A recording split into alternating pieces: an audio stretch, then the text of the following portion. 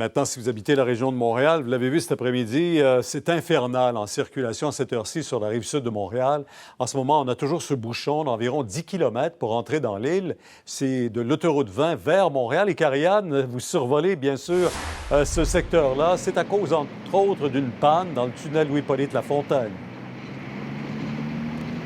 Oui, tout à fait. Donc, vous parliez de cette panne qui est survenue un peu avant midi. On y reviendra, mais juste pour vous dire que c'est pas plus simple pour sortir de l'île de Montréal présentement. Vous voyez ces images en direct. Donc, 25 en direction de la rive sud. On parle également d'une congestion importante à 16 heures. Une voiture en panne. On a dû retrancher 2 voies. Alors, c'est vraiment un après-midi à oublier pour les automobilistes. Revenons sur ces images captées du haut des airs un peu plus tôt.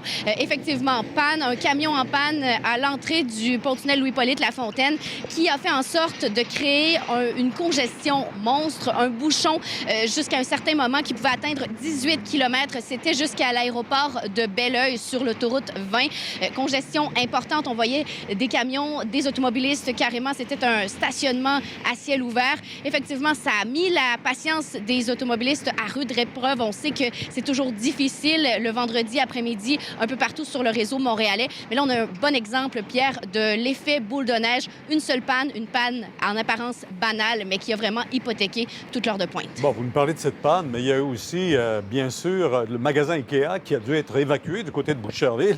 Et ces gens-là qui ont quitté l'emplacement devaient eux aussi emprunter toutes ces routes.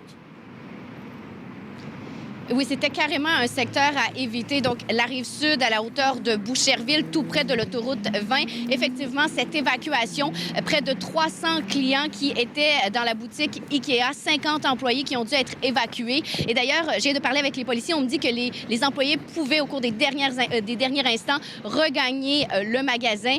Mais tout ce branle-bas de combat a été mis en place en raison de cette alerte à la bombe. Selon les premières informations, ce serait un client mécontent qui a téléphoné au service à la clientèle et après s'être dit insatisfait du service, aurait mentionné à l'employé qu'il avait mis à l'intérieur du magasin, qu'il avait caché des engins explosifs. Vous comprenez, on prend la menace au sérieux. Les policiers, comme vous pouvez le voir sur ces images, les pompiers également qui se sont déplacés.